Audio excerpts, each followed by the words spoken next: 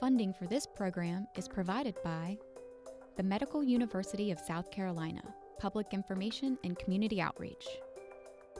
Additional support provided by the South Carolina Aquarium and Allen University.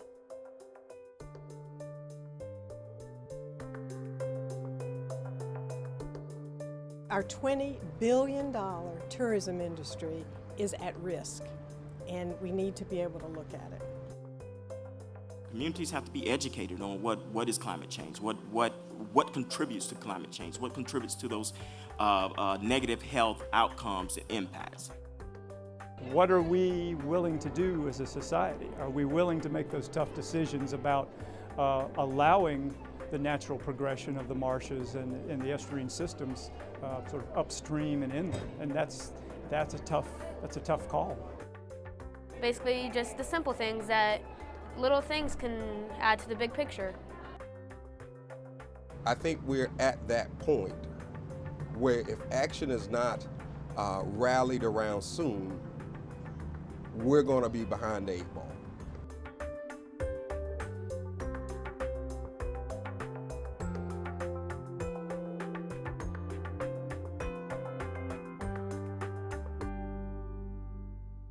The greater Grand Strand is very vulnerable to what's going to happen with climate change. It's the rising ocean, it's the marine life, it's our tourism, it's the cultural effects, like for example the sweetgrass baskets. They are a part of our culture, and they're going to disappear when the sweetgrass disappears. Sea level has been rising for thousands of years, but I think as people that occupied South Carolina going back thousands of years ago, we adapted to that by moving and allowed the natural habitats to just migrate inland or upstream. Now, the way we're sort of set up in the modern world, we've sort of drawn lines or drawn barriers and said, no, we have a title to this property, we're not moving, or we're not going to allow the natural progression of the marshes or the oyster reefs to kind of move inland. So I guess that's what I call the sea level rise conundrum for us, is just how do we deal with that as a society? How do we accommodate what may need to happen to preserve our estuarine habitats, but at the same time, be respectful of personal rights and things. Every community that we've had a chance to go in and just ask the fundamental questions, have you seen any differences over the last 30 years? In this part of the world, the resounding response has been yes. In particular, people, when you can ask them off the record, they tell you, I've seen the water come up. I've seen more water come in places that I never have experienced in all of my life living here. So if we can just get away from all of the polarizing of things politically and get to the facts, fundamentally what's going on in each location, what's going on in your neighborhood, if people can just come to grips with that reality, then I think they would have no choice but to recognize that we are experiencing some significant changes. Climate change is one of many major concerns that we have in public health because it impacts so many people in so many different ways. For example, global warming, rising sea levels, rising standing water, and in my particular case, infectious disease focused, more mosquitoes and mosquito-borne diseases and waterborne diseases such as harmful algal blooms are but a few of the climate change worries that we have. Being a mother and again soon to be grandmother, I think a lot of people like me that we're willing to do what we need to do. I'm trying to protect my daughter from Zika. That's very, very frightening. But these issues are real. Climate change just adds some variables to the picture.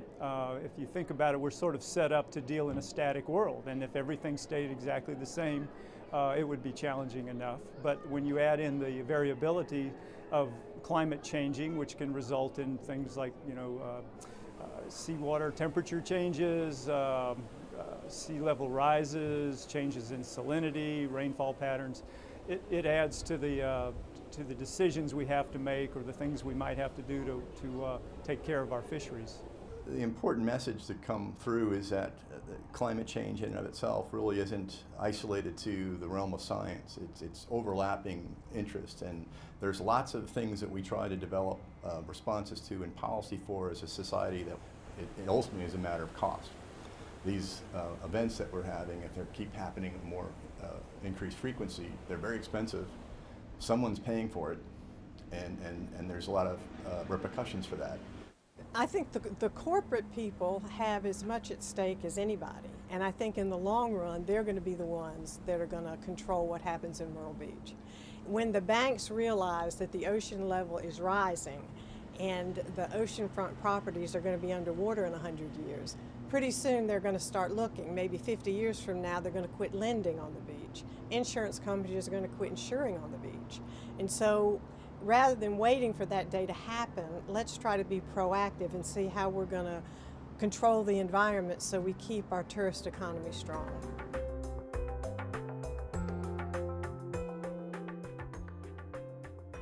The impacts of climate change on freshwater supply specifically here in Myrtle Beach in the Wynyard Bay area is incredibly important.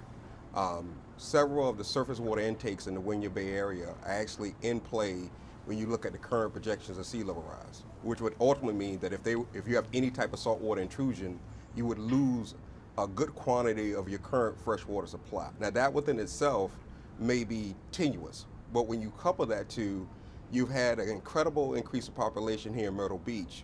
I think going from in 1970s around 100 and maybe 70 people to now over 270,000 people, over 100,000 people have been added. When you couple that to the population growth, that becomes not just a passing concern, but a serious concern to lose any access to fresh water supplies. Basically, our high tides are higher on average now than they used to be. I mean, even sometimes a foot above what they used to be. So if that's an indication of sea level rise or a precursor to sea level rise, if that continues, that could be problematic in terms of compromising intertidal resources such as marsh grass and oyster beds, which are intertidal. The kinds of things you might expect to experience in South Carolina, and certainly we along the coast are familiar with the term low country. It is low elevation-wise, and so changes in sea level we are particularly vulnerable to because we are so low, and a small change in sea level can be a very large change in inundation and in the land surface. And we've seen these changes over time. There's long historic charts and maps where you can see areas that have changed over time. But that ultimately is one of our biggest concerns because you're changing the water level. That means where your groundwater table is draining to, where your rivers are draining to. You're seeing things in your communities such as the regional stormwater drainage. Where is this material of water going to? It's ultimately going to the ocean. Here in the coastal zone, we hear a lot on the news. There'll be flooding in the usual areas at the time of high tide during this rain event because the water level is a little bit higher. And I think if you've lived along the coast for a while, you may have perceived or noticed that these things seem to happen a little bit more frequently over longer periods of time. So it's kind of creeping up us in that regard in terms of water levels. Water temperature can drive fish to get a move sometimes. So fish will basically stay within an area that they're comfortable in. So if you have average water temperatures changing to the point where fish decide that they're going to move to accommodate where they want to be related to an optimal temperature, that could result in fish sort of moving out of an area or fish moving into an area. So that's not necessarily bad for the fish. It's just that if you're a fisherman and you're in a particular area and you're depending on going out and be able to find these fish and they've sort of moved up the coast or down the coast, that can become kind of problematic for you. We see also related to temperature positive and negative things. So positive could be the fact that our warmer winters have resulted in higher white shrimp crops. So when we have a warm winter, we generally have a good white shrimp season. When we have a cold winter, we don't. It tends to kill the overwintering shrimp and the population's depressed. If sort of that period of warm water is sort of expanding, then the period where you could safely harvest and consume shellfish could actually decrease. So warmer waters might be bad for shellfish harvesting from a human health perspective, but it might be good for white shrimp.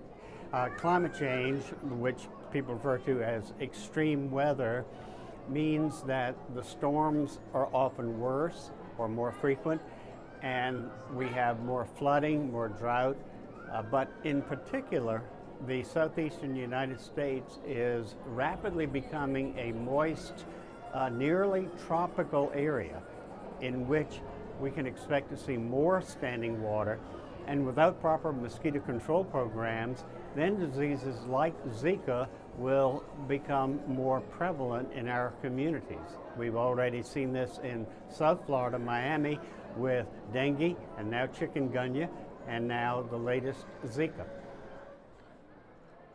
Climate change on health. With extreme heat events, we have populations who they do not have adequate heating, they do not have adequate air conditioning in their homes. So this adds to the chronic illness that many of the community members face.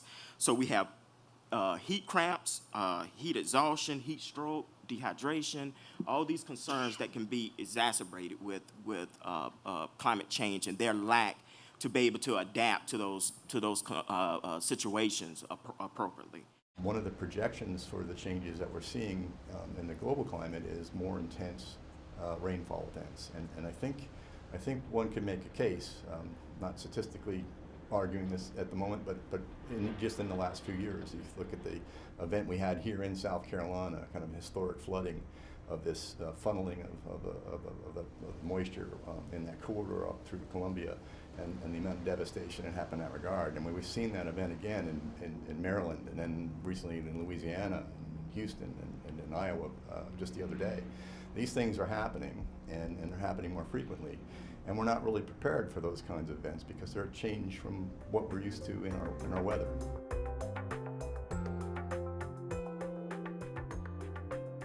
I would say from a political standpoint, it's not so much a lack of awareness of climate change as a denial of the science. You know, we're in a very Republican area, and repeatedly people are hearing climate change is not happening, it's all a figment of the Democrats' imagination. So it's very challenging in this area for politicians to stand up and say, let's look at the data and let's assume that perhaps it might happen, and if that happens, what does it mean for our community?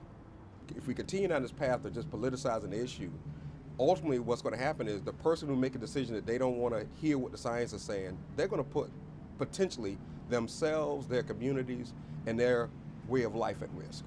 The American populace being so divided on so many issues has likewise been divided on public health issues like Zika. And as a result, Congress has taken no action.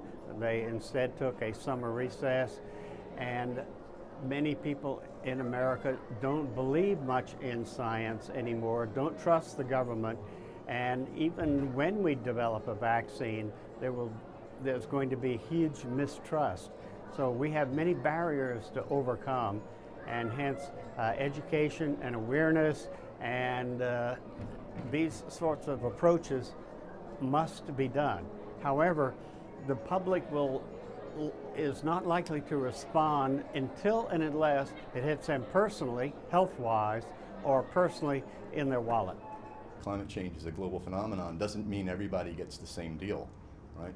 Change happens and kind of plays out regionally, and there's lots of feedbacks within the system on different temporal and spatial scales.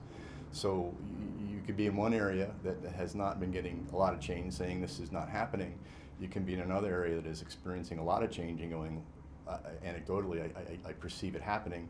And so there's a lot of that kind of complexity within the system that influences, I think, people's perceptions. There's no simple solutions. It's not a simple problem. It's a rather complex problem in terms of, as you mentioned, it affects people's livelihoods. It affects literally where they live. There's a lot of things that have to be kind of managed, and that involves both government, private industry, private citizens. It's everybody, needs to be able to work together to come up with solutions that work for for the communities and all. So the whole idea of social media, education, the educational system, I think we have to get to our students in the schools. But then again, that brings up another political element. Is the school board going to allow the information about climate change to be taught? And I'm not sure where we are in Horry County, but I know denial is very, very deep in this community. I believe that what has polarized the issue, and I think it was an unexpected consequence, was when, at the time, Vice President Al Gore made the piece Inconvenient Truth. And I think what it did, because of his alignment and affiliation, and because of the time in history where we were politically, it all of a sudden framed the topic as a Democratic propaganda issue. That the chief ringleader of that effort was, at the time, Vice President Al Gore. But historically, though, if you look at the topic of climate change and people and bipartisan support, that you think about it in these terms, that prior to the Inconvenient Truth piece, you actually had U.S. Senator Lieberman, you had U.S. Senator Graham, and you had, at the time, U.S. Senator Kerry, who had all signed on to do a bipartisan, potentially bill that was going to be introduced into the U.S. Senate around comprehensive energy and green economy-related considerations. But then if you take it at the state level, that one of the most sweeping legislations in terms of combating climate change, AB 32, which was in the state of California, was passed under, at the time, Governor Arnold Schwarzenegger. And he is what? A Republican. And so my point is that this has not always been, it has not always been a polarized issue. It is history of this being a bipartisan issue and people from both sides of the track seeing value in us planning to mitigate our risk. But I will be remiss if I didn't say that I think that a big part of the dichotomy and the polarization that came as an unintended consequence of the Inconvenient Truth documentary put together by, at the time, Vice President Al Gore. The other thing that we need to do to influence Congress is to not make it a Democrat and a Republican issue. It's not Democrat or Republican. It is the environment is collapsing around us, and what are we going to do about it?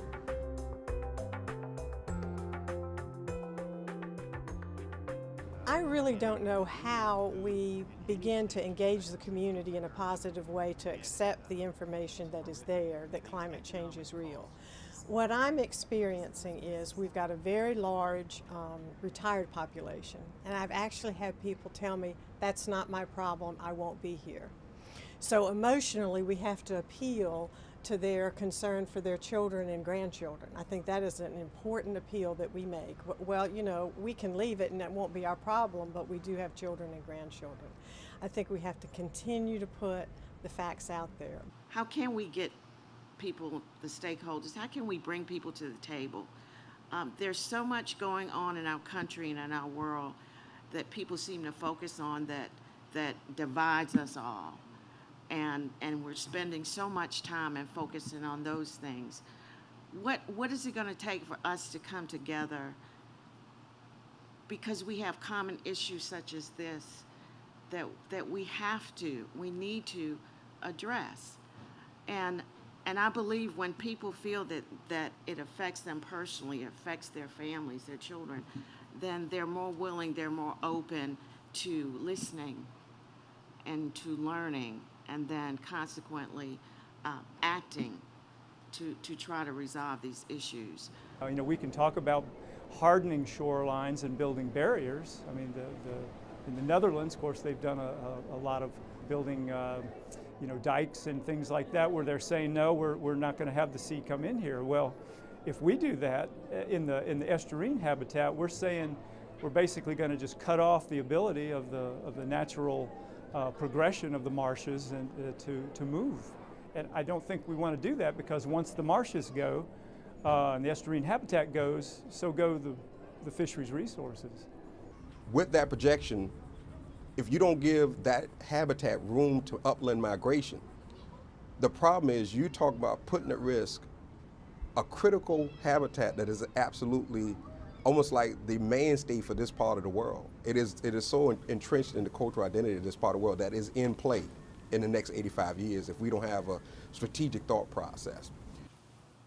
We, as advocates, need to push more about engaging our communities, getting our researchers, getting the health practitioners, the academics into our communities, and bringing the necessary resources in to help us address the concerns around environmental justice and climate change. Not just at the local level, but at every governmental level, we are faced every day with this problem has to be solved today. And there seems to be a lack of vision to get above the weeds and look at the bigger picture. And that's what we have to look. We have to look for leaders who have vision, and leaders who are willing to take a risk, and leaders who are willing to say, I don't care if I lose. This is important enough for us to fight.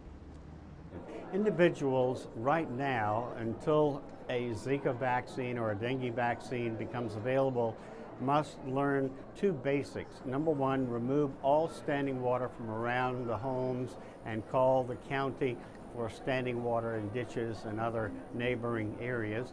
Number two, use personal protection against mosquitoes, meaning mosquito repellents plus long sleeves when going outdoors during mosquito season. However, in the Charleston and South Carolina Lowcountry, mosquito season is basically 24/7, 365. Communities also must deal with standing water problems and large neighborhood mosquito control, both in water and spraying the flyers that bite. For the long-term future, I just hope people recycle. For my children, I'm going to recycle too. And for other people, throw trash in trash. Try to reduce trash, like reduce, reuse, recycle. So just do stuff like that, and then we can actually save our earth. Like, don't throw trash on the beaches. Simple as that, Or pick up trash if you see trash. If you see a bottle or something, recycle it. But what I really think we need to do is individually, one-on-one, work with the members of Congress, the congressional delegation, to tell them this is real. And it is such a universal problem, not just a national problem, that a little local politician like me has to look to leadership beyond the boundaries of Myrtle Beach. Myrtle Beach has 18,000 people. That's it.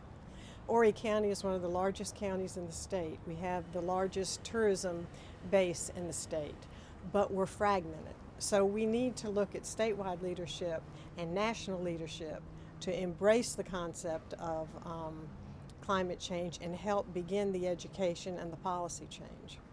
At the end of the day, I'm not a politician. I'm just a pragmatic science guy, science policy guy. But I think my humble hope is that at least let's use the best data and the best information to make those decisions.